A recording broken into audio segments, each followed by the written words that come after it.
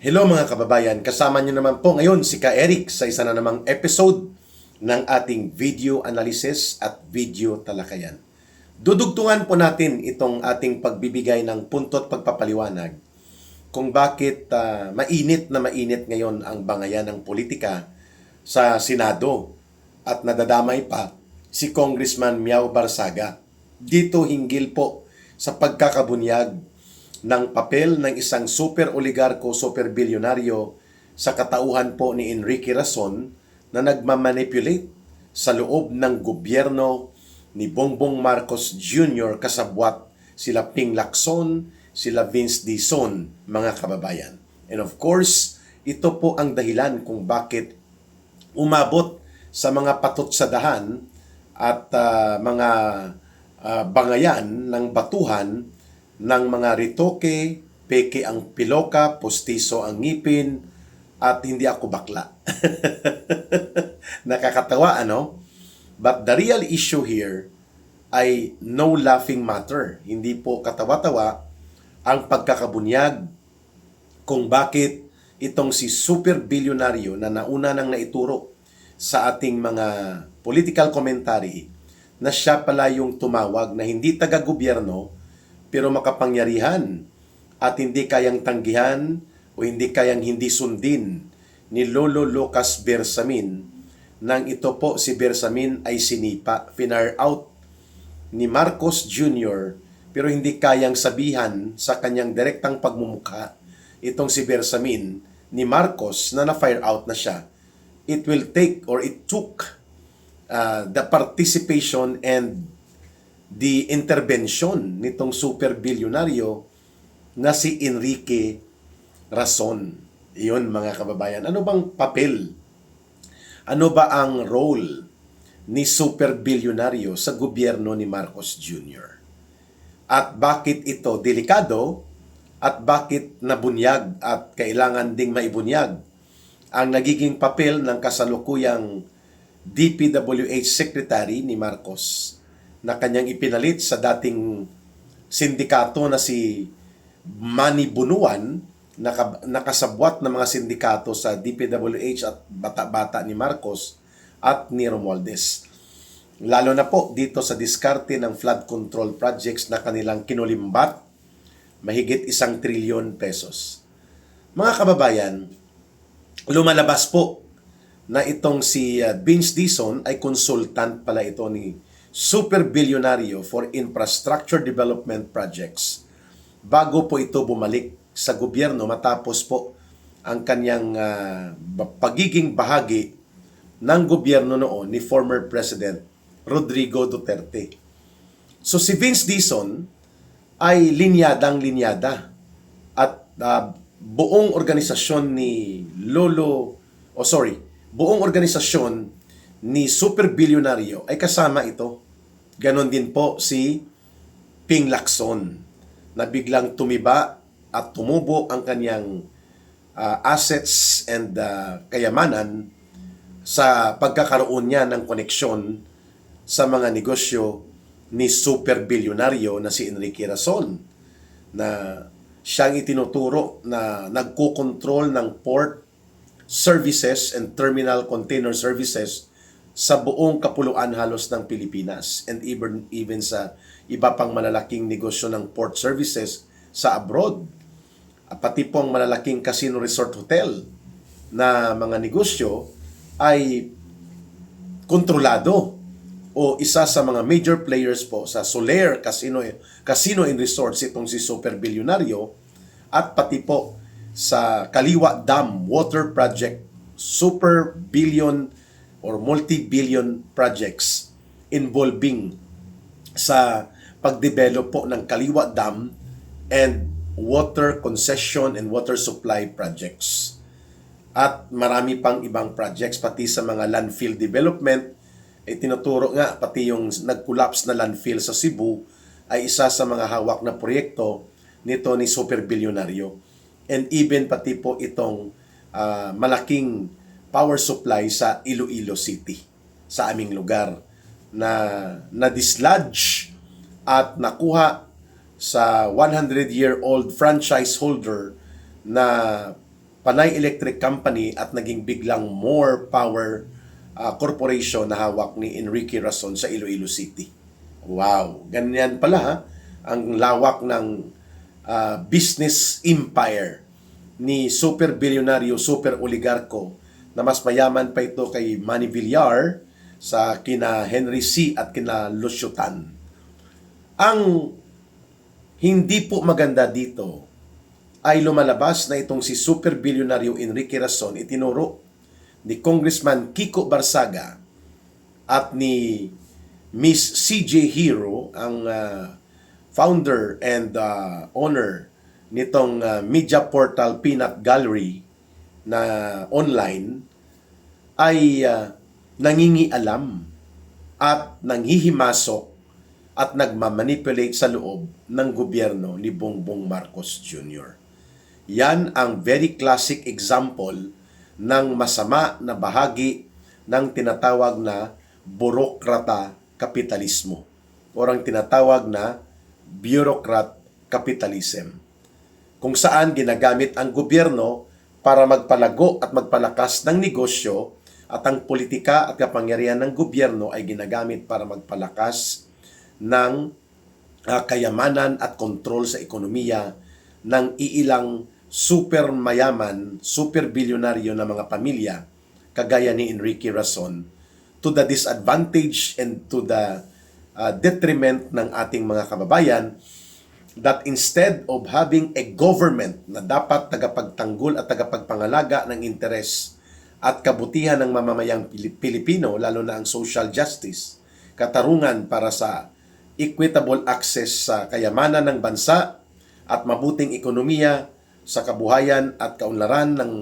kapakanan ng mamamayang Pilipino na siyang dapat papel ng gobyerno, lumalabas na sa ilalim ni Marcos Jr., kasabwat sila Romualdez, mga oligarko ang nagmamanipulate sa poder at kapangyarihan ng gobyerno, kagaya ng pagkakabulgar ngayon ni super bilyonaryo Enrique Rason. Ito din po ay nag-i-involve ng mga usapin kung papaano ay tinuturo na ang money laundering o paglilinis ng dinambong at kinurakot na pera ay dumadaan sa kunwa-kunwari ang pagsusugal sa Casino Soler upang napagmamayari ni super bilyonaryo upang maitago ang tinatawag na criminal trails. Dahil kung sa bangko po dumadaan ng mga pera, may bank deposit transactions record at pwede pong habulin ito later on sa mga kaso.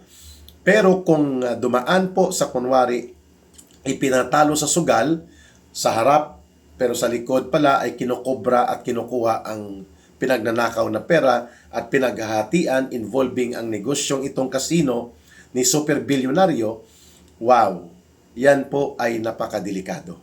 At pati dyan, nasa sangkot si super bilyonaryo, bakit siya nakikialam? At tinawagan niya si Lolo Lucas Bersamin na magparaya na o ipaubaya na kay Ralph Recto ang pagiging executive secretary dahil walang bayag at napakahina ni Bongbong Marcos Jr. para prangkahin si Lolo Lucas Bersamin na your time is out, sapagkat nasasangkot din ito sa Cabral Files ay 8 billion pesos ang hiningi na infra projects na ang nagdiskarte kung paano ito pagkapirahan, itinuturo ng Cabral Files ES. Wala namang ibang ES during that time na pumutok itong flood control scandal, kundi si Lucas Bersamin. Ayan. So, hindi po maganda na ang mga oligarko, super bilyonaryo at super makapangyarihan sa poder at kapangyarihan sa negosyo at ekonomiya ay sila din po ang nagmamanipulate sa kapangyarihan at instrumento at poder ng estado at gobyerno. Sapagkat kawawa at disbintaha po yan sa mamamayang Pilipino, lalo na po kung ang pag-usapan pati tubig nininegosyohan ito ni Enrique Rason. No? Ang mga super bilyonaryo at oligarko sa Pilipinas, mga Ayala Sobel, Rojas, Araneta, siyempre si Lisa Araneta, hindi man yan oligarko. Magkatunog lang, no? Although magkaparyente sila nila Rojas ng mga Araneta. Pangilinan, yan, mga kababayan, sina Ramon Ang, yan, mga super bilyonaryo, Henry C., mga Lusyutan, mga top 100 families na nagkokontrol ng mahigit 90% ng ating ekonomiya at patrimonya. Pag sinabi po nating ekonomiya, yung buong andar ng mga negosyo at mga proseso ng paglikha ng kayamanan. Pag sinabi pong patrimonya, ito naman po ang mga tubig, dagat, kabundukan, ilog, mga minerals at mga kayamanang natural ng ating bansa, ng ating lipunan, ang tawag dyan patrimonya. Kaya pati sa Kaliwa Dam Project, involved ito si super bilyonaryo Enrique Razon. Ngayon lumalabas na ang kanyang mga tauhan, ang kanyang mga sugo na tagapagdugtong upang magkaroon siya ng proteksyon at impluensya at interbensyon at pagmamanipula sa loob ng gobyerno ni Marcos Jr. ay si Ping Lacson at si Vince Dizon. Yan kung ang dahilan kung bakit sa Senate Blue Ribbon Committee si Senator Tuta Soto at si Ping Lacson pati sa liderato ng Senado kinontrol nila mula sa pagiging pro-Duterte aligned majority senators. Ngayon ay silent majority. 15 versus I think na 9 mga kababayan na naiwan na Duterte-aligned senators. So ang nakialam po dyan, itinuturo din, at yan ang binabanggit ni Congressman Miao Kiko Barsaga, na si Enrique Razon. Hindi po tama yan kasi hindi siya opisyal ng gobyerno, wala siyang otoridad at sovereign power granted and delegated by the people. At illegal at kriminal na gawain yan na ang mga pribado at lalo na ang makapangyarihang mga negosyante at oligarko ay nakikialam sa takbo at poder at kapangyarihan at programa at patakaran ng gobyerno na siyang itinuturo kung bakit nangyayari po itong mga pagtatabon-tabon at parang sindikato na pagpapatakbo ng gobyerno, including ang Kongreso. Ngayon, ito rin po itinuturo si super bilyonaryo Enrique Razon na naglagay kay Vince Dizon para sa maniobra ng pagtatabon-tabon at pagpeke ng kunwa-kunwari ang anti-corruption crusade ni Marcos Jr. So, involved si super bilyonaryo Enrique Razon sa mga gawaing nangingialam sa pangloob na proseso at mga patakaran kung papaano tumakbo at tatakbuhin ang gobyerno dahil inutil at tarantado ang uri ng administrasyon ni Bongbong Marcos Jr. Yan ang major point dito sa mga issue ng piloka, postiso, ritoke na mukha, bakla o hindi. Ang real issue, mayroon palang tao na nagmamanipula sa gobyerno ni Marcos, nangingialam upang protektahan at palaguin ang kanyang sariling negosyo upang mas lalo pang kontrolin at diktahan ang ekonomiya at pagsamantalahan ang patrimonya o kayamanan ng buong bansa at the expense ng kabutihan ng mamamayang Pilipino. And that is where the issue of super bilyonaryo becomes a real political issue. Ang balik pa rin ito po, kahit nandyan si Ping Lacson, si Tuta Soto, na mga bata-bata ni super bilyonaryo, lalo na si Ping Lacson at itong si Vince Dizon, na siyang bata-bata at linya niya or conduit of operations kay Marcos pagdating sa mga infrastructure development projects. Ang real issue pa rin ay ang pagpapahintulot ni Marcos Jr. na makipagsabwatan at makipaglambotsingan kay super bilyonaryo upang manipulahin, pagsamantalahan at gamitin ang poder at kapangyarihan ng gobyerno sa bintahe ng negosyo or business empire ni super bilyonaryo. That is the meat of the matter of the issue. Hindi po ang kabaklaan ni Ping Lacson na pilit niyang pinapanindigan na issue na siya ay lalaki, wala lang siyang bigote, lalaki pa rin siya. Okay? Hindi namin po sinusukat, hindi natin dapat sukatin ang kabaklaan sa issue ng kung ano ang tamang paninindigan. Bakla, bading, tumboy, lalaki, babae, pagdating po sa paninindigan, ang paninindigan ay nakabatay sa kung ano ang tama at dapat, ano ang tama at dapat para sa taong bayan, at ano ang tama at dapat ayon sa batas at ayon sa tamang pamamahala. That is the issue. At ngayon, nahuhulog sa mga personalan sa pagitan ni Senator Amy Marcos at ni Ping Lacson at sa pagitan ni Ping Lacson at ni Congressman Kiko Barsaga. Kaya nagbibigay tayo ng tamang perspective. The real issue is nangingialam, nagsasamantala, nagmamanipulate.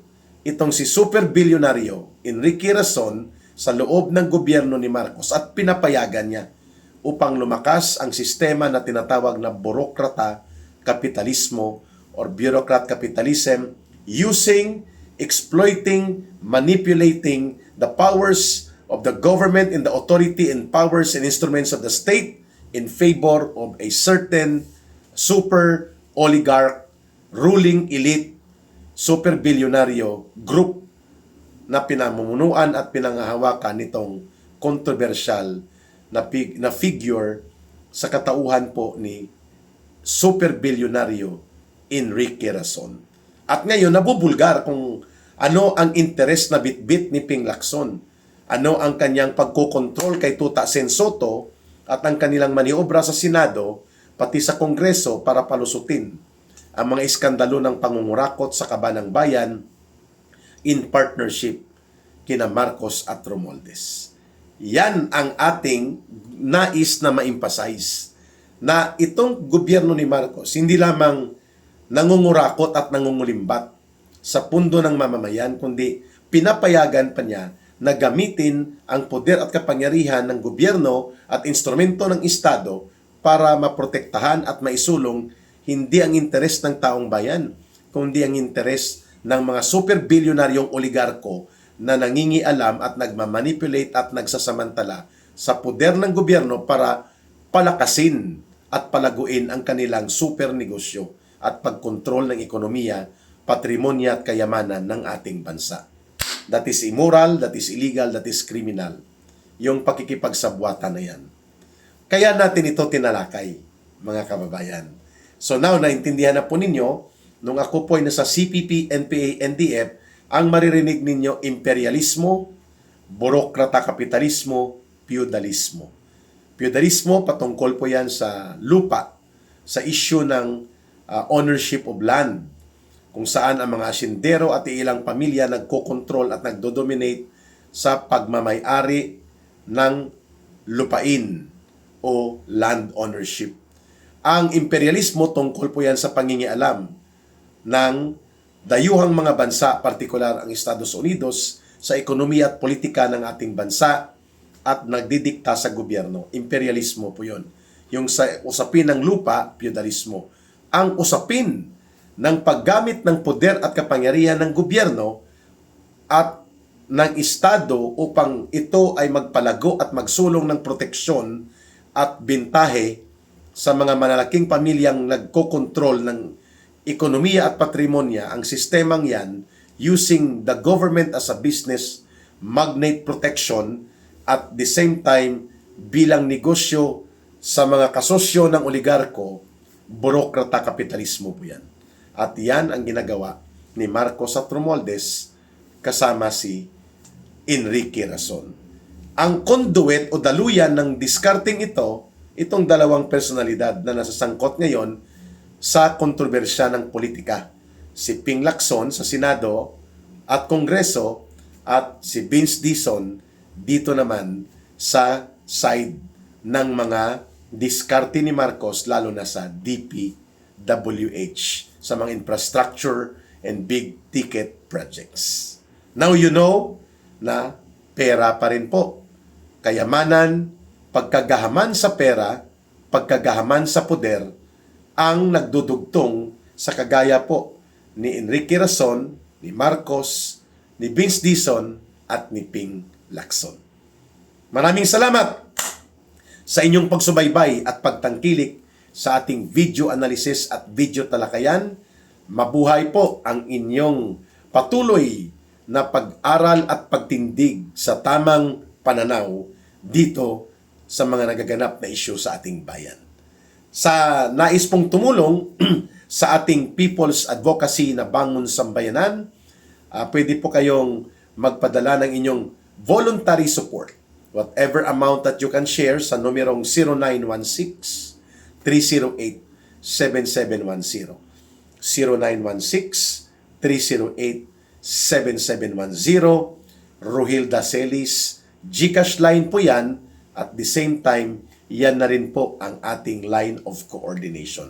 You can also be a member ng Ka Eric Celis YouTube channel para less ads, less advertisement, and at the minimum of 250 pesos or 300 pesos per month, may share na si YouTube, may share na si Ka Eric, or 500 pesos per month ang pinakataas na yata sa membership, you can be a subscriber and a member for Ka Eric Celis YouTube channel. Malaking tulong po yan sa ating advocacy at ating mga pinapanindigan at isinusulong. Maraming salamat sa pakikipagkaisa. Please don't forget to like, share, and promote our videos. Encourage the viewers to participate, and more views and more viewers, malaking tulong sa ating channel at sa ating advokasya sa pagpapaliwanag ng mga issue na nagaganap sa ating bayan. Muli, pakatandaan po natin, mahalin natin ang bansang Pilipinas. Walang ibang magmamahal nito, kundi tayo ring mga Pilipino. Para sa Diyos at sa Pilipinas nating mahal. May God bless everyone, and may Allah will be with those who are Muslim brothers and sisters. Bye for now. Mabuhay. Ito po si Ka Eric.